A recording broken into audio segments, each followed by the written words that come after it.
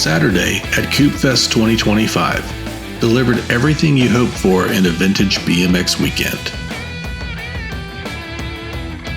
The weather was perfect. And the show bikes, those rolling pieces of history, were out in full force. Riders and friends from near and far filled the grounds, turning the day into a celebration of the sport's past and present.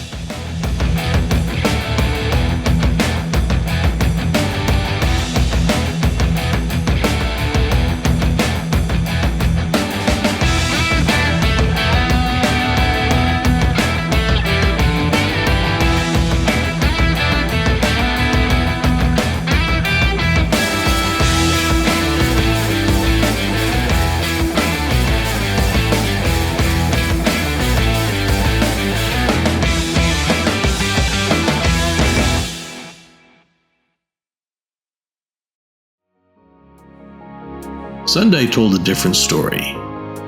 The weather turned dreary.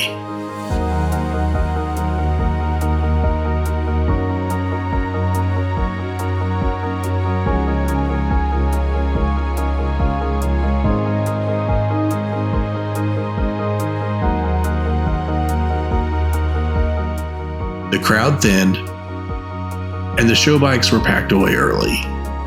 But the racing didn't stop.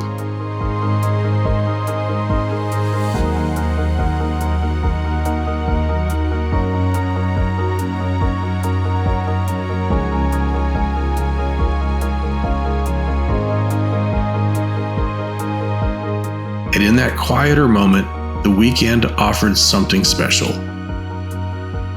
A chance to sit down with BMX legend Eddy King. From his early days of racing for Torker to joining the Diamondback team in 1980 and turning pro from 83 to 89, Eddy inspired a generation of riders. His story became the perfect centerpiece for a Sunday that refused to quit.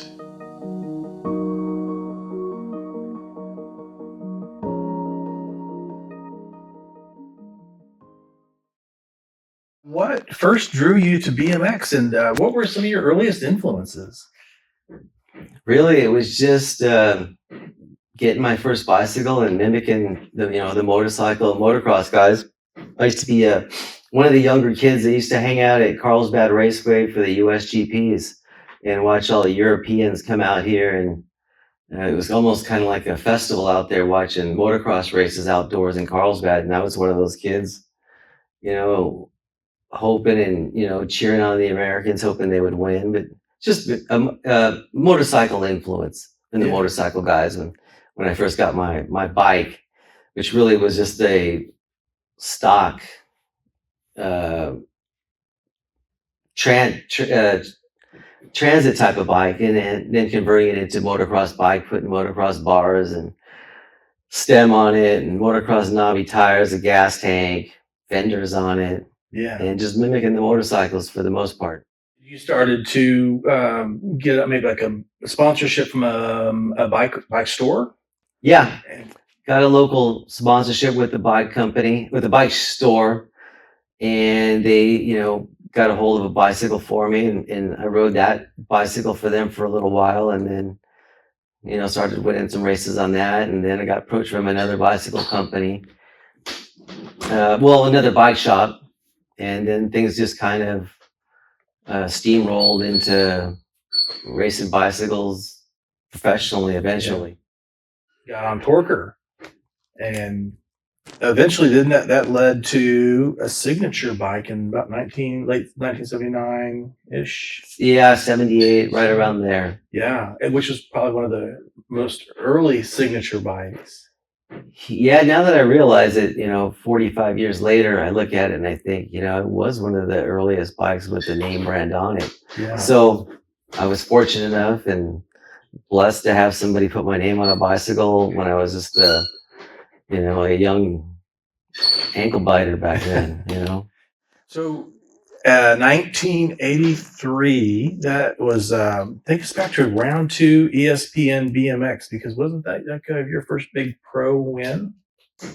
Yeah, that was That was probably the iconic race series that year. I think it was a 5-race series, maybe 6 race at the time, but all covered on ESPN Mhm. and big pro purses at the time. And it was just, that was the one all the magazines were going to be covering. And I ended up winning after turning pro for 6 months. The second round that they had at Waterford Oaks, Michigan, Mhm. over there. So got a little lucky maybe, but doesn't matter now. Now, in '83, you already switched to Diamondback? Yes, I was already on Diamondback. Okay. Started like 81 Okay. Okay, on great. there. So I had a couple of years as an amateur with them, and then 83 is when I turned pro. So what was it like riding alongside icons like Harry Larry? Well, I didn't just ride along with them. I got to travel with them too before that and everything else. So, um, I don't know. It's kind of hard to explain it being that young and traveling the world on someone else's dime. It was, Hmm.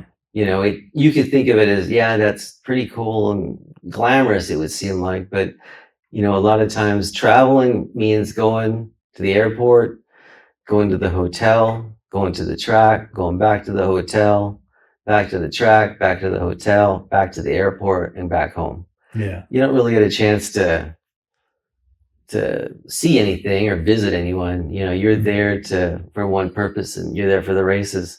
Yeah. That's what they're paying your expenses for, so you can go out there and race. Yeah. And even though you're a team, you still are sometimes paired up in the same race against each other. Oh yeah. So There's quite a few times we race one another on the same amateurs that are on our team. Far Side, Pete at the time, and then obviously when I turned pro, we had it was me and Harry. yeah. The dynamic duo. When you look at BMX today, how do you think the sport has changed and what's remained the same? I think the part that's really changed in BMX, it's there's no more motocross in it. Yeah. It's really become. I can only compare it to supermoto with the motorcycles, where they run the street tires and basically on a flat asphalt course, and there's no dirt involved. Yeah. And that's the thing, that the motocross part of it, even though you would say motocross was invented maybe in Europe at the time, and now Europe has changed the sport to more of a supermoto background. They're Yeah. clipped in. There's nothing wrong with it. I mean, it's their time. They're incredible athletes in a whole different, progression of the sport. But at the same time, I think there's still some nostalgia and Renaissance races that are pretty cool Yeah. to go see. Yeah, definitely. What do you think the new generation of riders? What would you want them to remember about your era of BMX? Oh, I don't know. I think that it was probably the funnest part. There was probably more manufacturers involved, and definitely probably more riders making a living at it. Yeah. I mean, in the rock star status, you could call it, because there was no social media. There wasn't this instant fame, in milliseconds after it being done and sent all over to, hundreds of thousands of people. Yeah. Back then they had to wait 90 days for the information to come out in the publication. Mhm. And that's, I hear stories from kids like, they knew exactly the time and the date that publication Action Plus was going to be on the newsstand at 7-Eleven.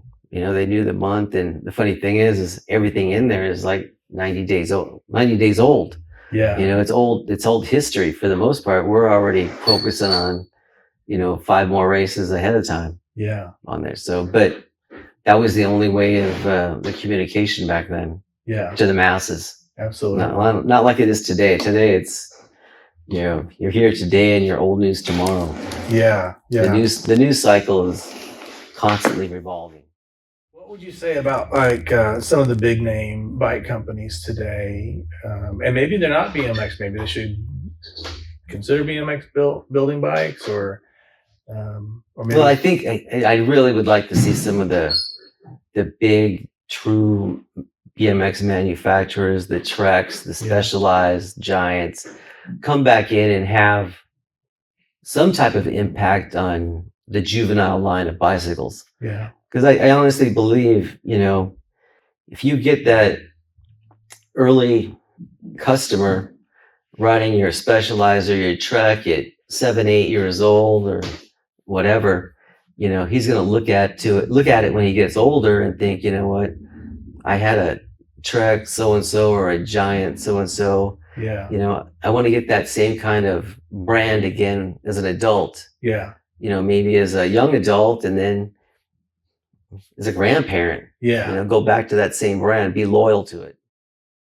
There's always the young generation coming in, and if they get a big sponsorship, like, and then they move out of the sport, like their exit plan. Mm-hmm. Do you have any thoughts about that?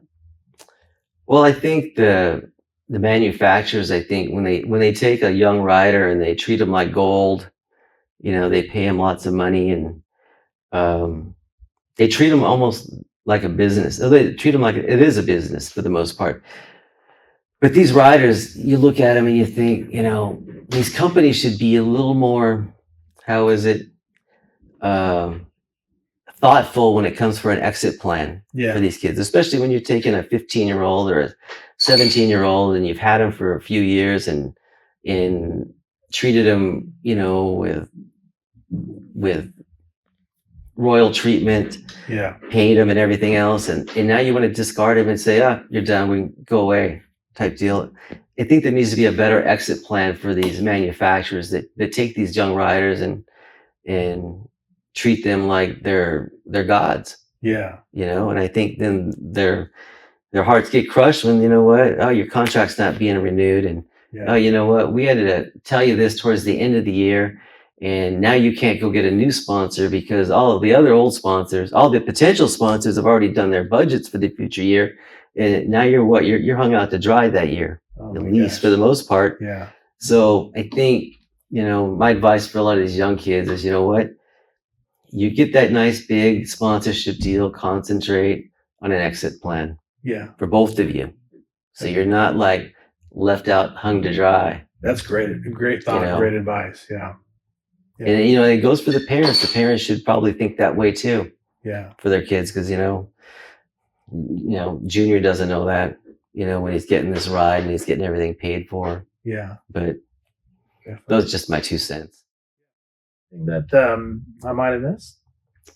Not that I could think of. I mean, I think BMX has got to be doing pretty good. It's in a lot more countries these days, and it's on the Olympics. Yeah. And hopefully it stays on there.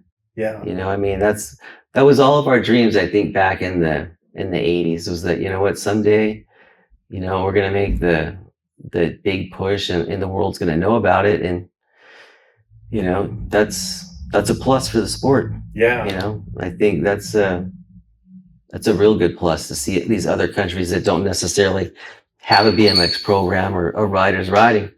Now they can do something about it. Yeah. They've got some assistance. They got some help. They know where to find some coaches if they need to. That's the growth of the sport. Yeah. Just our generation has got to witness. I mean, we were playing in the dirt with our Schwinn bikes and the evolution to now worldwide and Olympic. That's a huge transition to see. Yeah. It's an amazing growth. And I mean, we grew up racing and everything else, and it was just nothing but just Americans were your competition. Yeah. And then shortly afterward in the 90s, the French, the Australians, the Dutch, they started emerging, because they have good cycling programs back home. And, I don't know what the number is as far as international riders that, BMX events are these days, but, there's probably 20, 30 countries worldwide, at least, that have some type of BMX program for the Olympics. Yeah. That's good stuff. And you compare it to like 1980 to today, that's a huge growth. In some ways, do you feel like maybe BMX is still just beginning? I think it is. I think, they'll figure out that it always comes up with, bumps in the roads Yeah. with, funding and finance and how they can make the sport more appealing to the general public, Mm-hmm. make it more affordable, pass the word around, get people to try it, sample it, Yeah. see if it's something they like. And I've always said, we don't need two associations in the sport. We had that for so long. Mm-hmm. Granted, they're vast different associations track wise, and ideologies of BMX, I think, were different. But they need to really focus on the one association because they have competition out there. It's called youth soccer, baseball, football, Mm-hmm. basketball. That's what these kids are doing. Mm-hmm. They leave BMX with this, that, they're going to go on to another sport. Yeah. For whatever reason it may be. Yeah.